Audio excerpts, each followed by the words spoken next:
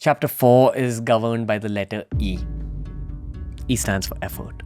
They say that in the long term, relationships are about hard work and relationships can get boring.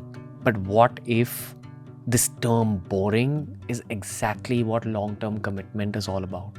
Psychotherapist Esther Perel calls it work that lets love last. Doing the little things more often. That's what keeps commitment going in the long term. Effort has two parts that many fail to understand.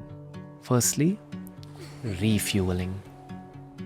These are shared dopamine experiences that keep the spark of a relationship alive. Planning surprises, trying new things together, creating your own little inside jokes, regular physical touch, regular kisses, cuddling sessions, celebrating small wins. But as important as refueling is, the flip side of effort in relationships is conflict resolution. Just another life skill that I think we should learn about in school or college, because it's not just limited to your professional life. Conflict resolution is a central subject when it comes to romantic literacy. It's all about knowing how to fight, disagree, and apologize without breaking each other. It's about knowing our defense and coping mechanisms, addressing the actual issue instead of attacking the person. Conflict resolution is such a complex subject that I believe it requires its own documentary, and I'd love to hear your opinions in the comment section. But without diving too deep into this subject, one of the best pieces of advice that I ever got on romance and love was from the monk Gauranga Das. He said that the best relationships are about tolerance and service. Tolerance for our partner's flaws and quirks, and service, actively looking for ways to make their life better without expecting anything of them. After more than 100 conversations with monks and spiritualists, I've realized that all forms of expectation lead to some form of human suffering. The goal is to completely eliminate expectation as an emotion from your own mind, especially when it comes to your love life.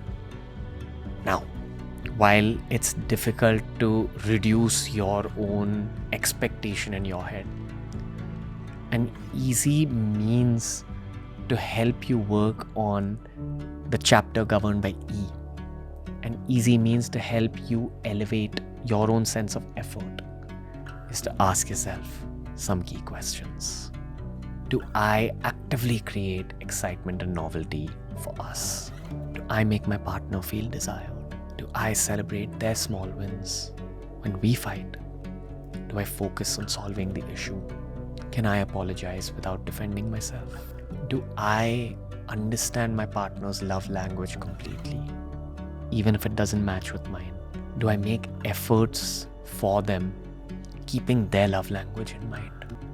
If the answer is mostly yes, perhaps you might be ready to sustain long-term love. Mostly no might mean that someone else might end up carrying the weight until they get tired and choose to drop it. In fact, with most older couples that we interacted with for the course of this documentary, the love that lasted has usually lasted from a place of sacrifice, from a place of putting your partner's needs and their wants and wishes ahead of your own. Falling in love costs nothing. Keeping love alive costs energy every single day. Before promising anything serious, it might be worth asking if we're actually ready to budget that energy and not just spend it on the initial thrill.